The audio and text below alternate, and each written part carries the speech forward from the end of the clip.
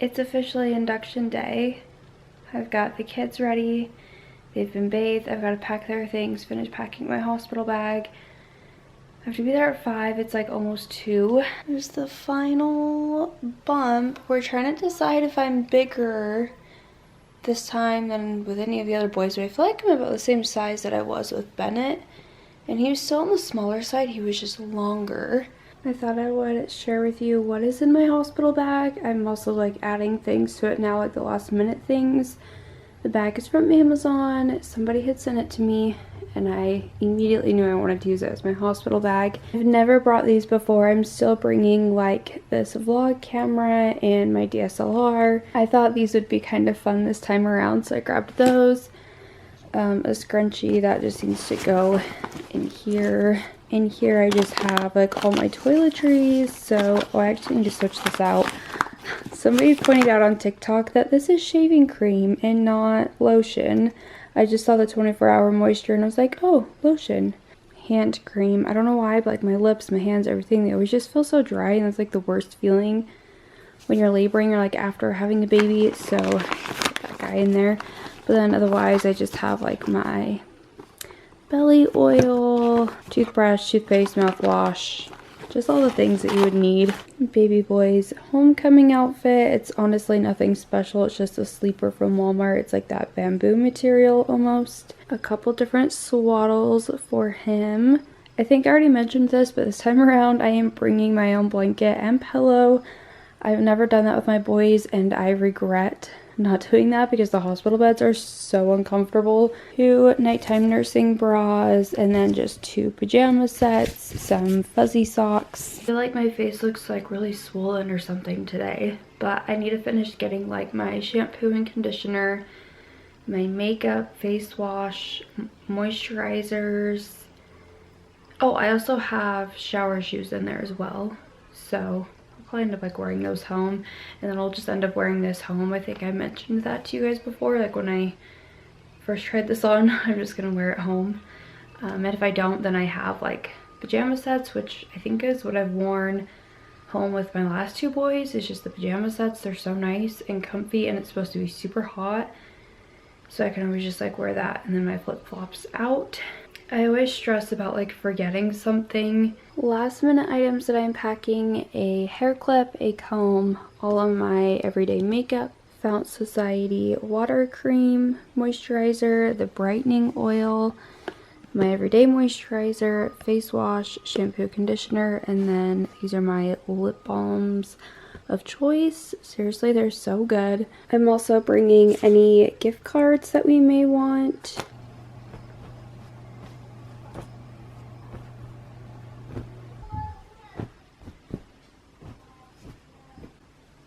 Mom and Dad's stuff is all packed. The boys' stuff is all packed. They've got a few of their favorite toys. Our camera stuff.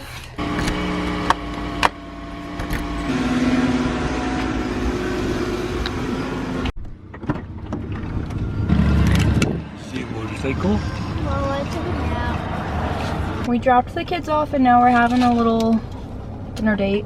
I was told to eat beforehand, so we're having some subs. Mine has been heated, don't worry. I know some people get like mad if you eat cold meats when you're pregnant and you hear hit or miss things from different OBs, but no, mine is heated. I bet you finish that before I finish mine. I feel like men eat so much faster. Why is that? I think it's from when I went to basic. I don't think that's something I have ever like unlearned, yeah. Should I bring this stuff or should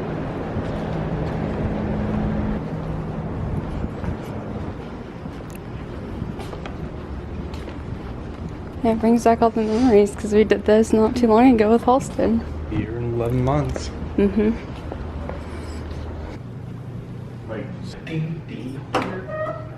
have brought movies.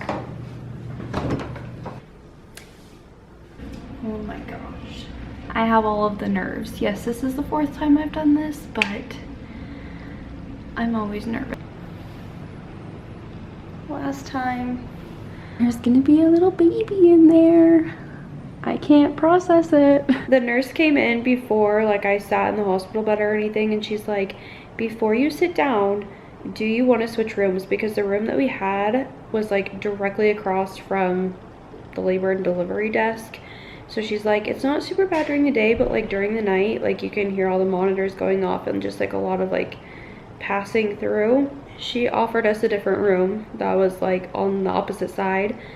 She's like, we don't have like any of our rooms filled, so if you want it to be like more quiet, then we'll switch your rooms. I've got all my IVs minus the GBS. She has me hooked up for it, but they're not going to start that until I like really start having contractions. I am 3 centimeters and 70% effaced, so that's good. It's a good start. They just started the Pitocin, and they're hoping that it'll basically put me into labor on my own. I don't know about anybody else, but normally I do pretty good with the IVs, but I feel like the IV is as big as my freaking vein, so I dread it every single time. I also forgot that because I have GBS, I have to stay 48 hours. I know it's precaution. I was really looking forward to maybe going home at the 24-hour mark, but that won't be happening, so that's a little unfortunate. But now it's just a waiting game. I'm nervous. No matter how many times I do this, I'm so nervous. And it's just because like so many things can happen regardless if it's your first or your fourth. They will be coming to bump up my Pitocin around like midnight. So I have a few hours to maybe get some rest before things like really pick up. But for sure by tomorrow we'll have a little boy with us. I did not intentionally do this, but Halston was born June 28th. This baby will be May 28th. I was also super worried about the kids, especially like Halston. Like he's doing amazing. With my sister though, she's like, he's loving on both me and Uncle Justin. So that makes me super happy. Bennett, he's always happy. He's got his cousin there. They're like the best of friends, like inseparable.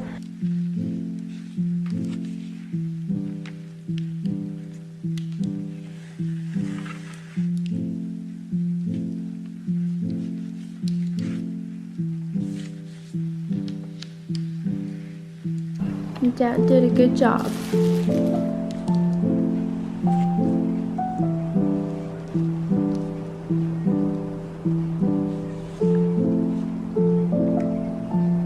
She has come to bump up my Pitocin a few times, and I don't really feel my contractions. Like I feel the tightness of it, but not any pain. It is 1:45 in the morning. I'm having them like pretty consistently. Generally when I ask for the epidural, I'm at like an 8, and I make that mistake every time, so I'm trying not to do that. She is gonna come check me at 2:30 just see if there's any like progress or anything. I would also be getting my second dose of antibiotics.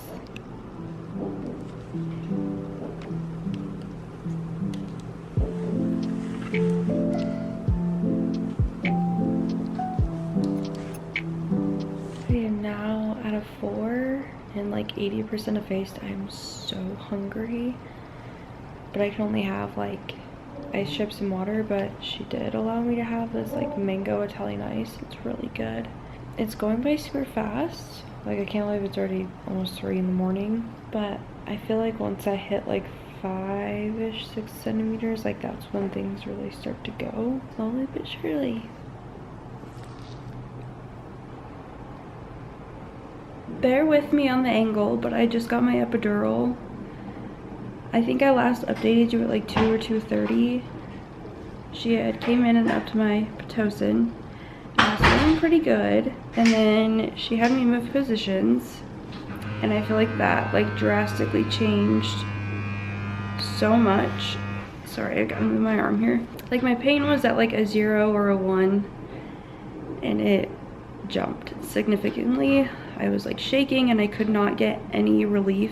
It felt like just one constant contraction for a good like half hour, and I was like, okay, like I need to maybe call for the epidural because I have a tendency to wait way too long. I am at a 5. Even the anesthesiologist was like, you're literally shaking in pain. My blood pressure was dropping, and so he's like, that's also another sign that like you're in pain. I listened to my body this time instead of like Oh, just wait it out, wait it out, wait it out.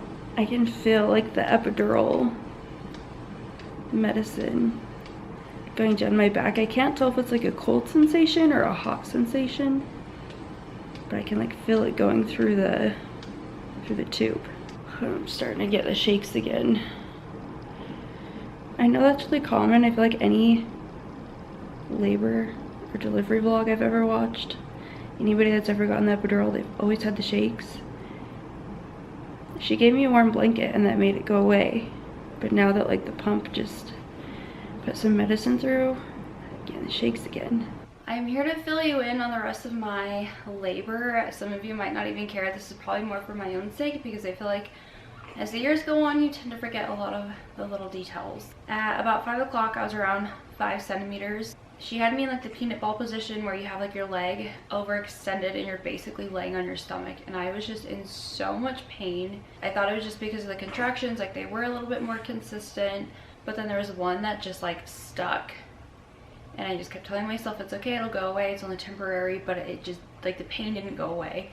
So after about 30 minutes of that, I was like, okay, I've had enough, like I need the epidural, I can't get any relief. When the nurse went to sit me up, the pain immediately went away and I felt completely fine.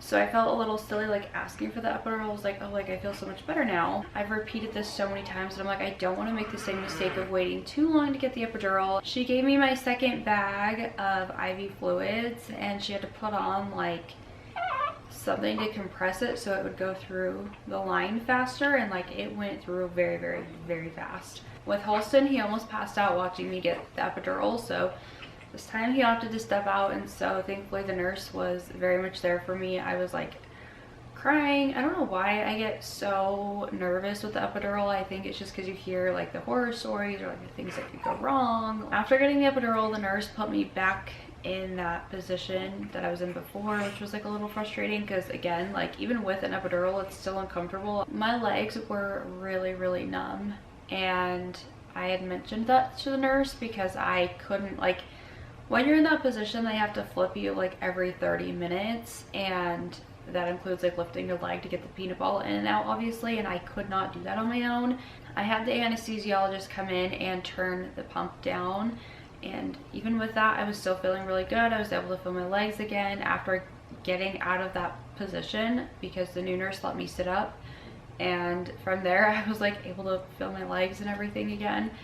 I could feel the tightness of the contractions, but I couldn't feel the pain, so I was very happy with that. Like I think this is probably the best I had ever felt with an epidural. I'm going back through my texts of texting my sister because I have timestamps of how fast everything went. So at about 5, I was at about 5, and then at about 7:30 my OB came in to see how like far I was.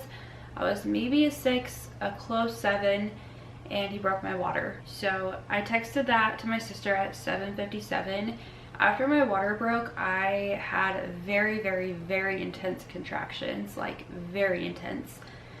And I could feel every single one of them, and it was just like the snap of a finger. I was fine, and then I was in the most excruciating pain. I was like hanging onto the rails. I was squeezing Kenny's hand, just trying to breathe through them. I was hysterically crying. Like I was in so much pain.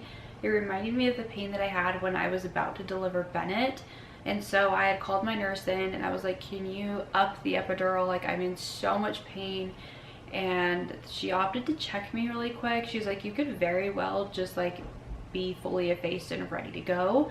I started crying more because the cervical checks can be painful sometimes, and so I was like afraid of already having the pain from the contractions and being just consistent and then getting my cervix checked, but obviously it's just something that has to be done. So at 7:57 I texted my sister and I said, I'm at a close 7, my water is broke.